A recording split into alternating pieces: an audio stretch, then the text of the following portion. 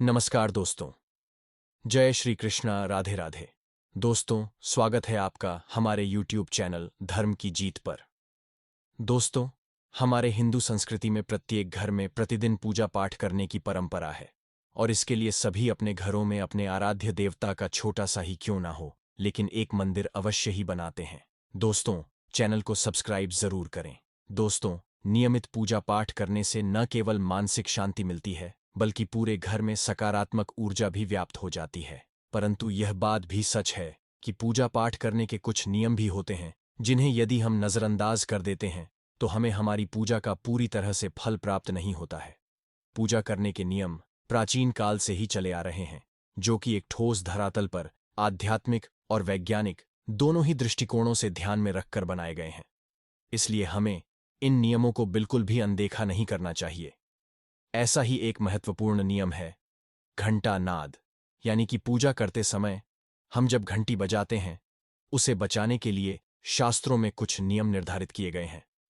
दोस्तों, शास्त्रों में देवताओं के सामने घंटी बजाने का बहुत अधिक महत्व बताया गया है, जिसे हम श्लोक के द्वारा समझ सकते हैं। आगम अर्थ: हम तु देवानाम गम, नार्थन तु राक्षस, सम घंटाल वन करो, यादव देवता आह्वान लंच नम। इसका अर्थ है कि घंटी बजाने से देवताओं का आगमन और राक्षसों का गुमान होता है, और जो घंटियां घंटा राक्षसों से हमारी रक्षा करती हैं उसे हमारा नमन है। तो चलिए दोस्तों, जान लेते हैं कि पूजा करते समय जब हम घंटी बजाते हैं तो उसके पीछे क्या कारण या लाभ है, घंटी को बजाने के क्या नियम हैं, और पूजा के वक्त घंटी बजाते समय होने वाली गलतियां कौन सी हैं जो हमें भूलकर भी नहीं करनी चाहिए। दोस्तों, क्या आपने कभी अपने घर के मंदिर में रखी हुई घंटी को ध्यान से देखा है? अधिकांश लोग इसका उत्तर में हाँ देंगे, परंतु ध्यान से देखें तो आपको घंटी के ऊपरी हिस्से पर, यानी जहां से हम इसे पकड़ते हैं, उस पर गरुड़ बना हुआ दिखाई देता है। अतः घर पर जो हम घंटे इस्तेमाल करते हैं उसे गरुड़ घंटी कहा जाता है।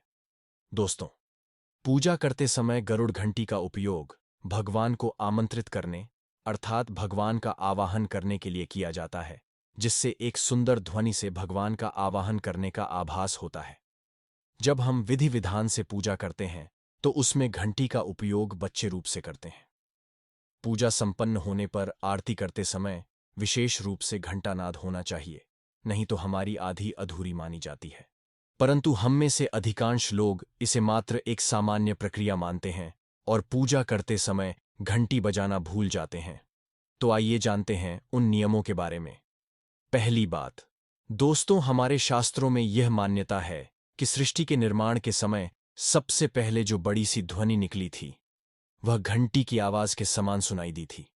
घंटी की ध्वनि में ओमकार नाथ का भी आभास होता है, इसलिए घंटी को ईश्वर की आवाज मानते हुए पूजा में स्थान मिला है। इसलिए घंटी का कभी भी अपमान न करें, और जिस तरह से देवी देवताओं की पूजा की जाती है वैसे ही घंटे की भी पूजा करनी चाहिए। दूसरी बात, घंटी को प्रणाम करके ही उसे बजाना चाहिए। बिना प्रणाम किया घंटी बजाना अच्छा नहीं माना जाता।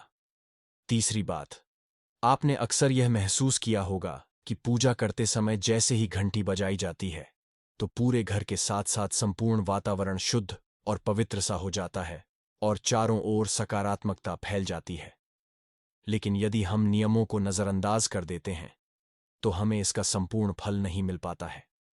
चौथी बात, अधिकतर लोग पूजा संपन्न होने पर केवल आरती के समय ही घंटी बजाते हैं, लेकिन यह भी ध्यान रखें कि भगवान को जल अर्पण करते समय, नहलाते समय, धूप दीप लगाते समय, नैवेद्य अर्पण करते समय घंटानाद अवश्य करना चाहिए। ऐसा करने से हमारी पूजा संपन्न मानी जाती है। पांचवीं बात, घंटी बजाते समय भगवान का नाम अथवा आरती अवश्य बोलनी चाहिए। 1 या 2 मिनट ही क्यों ना हो, परंतु प्रतिदिन सुबह शाम घर में घंटी अवश्य बजानी चाहिए। यदि आपको अपने घर में या अपने आप में नकारात्मकता महसूस हो तो थोड़ी देर के लिए भगवान के सामने घंटी अवश्य बजाएं। सारी नकारात्मकता नष्ट हो जाएगी। तो दोस्तों, देखा आपने अपने घर में सकारात्मक वातावरण बनाए रखने के लिए घंटी कितनी महत्वपूर्ण है। अगर यह जानकारी आपको पसंद आई तो वीडियो को लाइक करें, कमेंट में जय श्री कृष्ण अवश्य लिखें। धन्यवाद।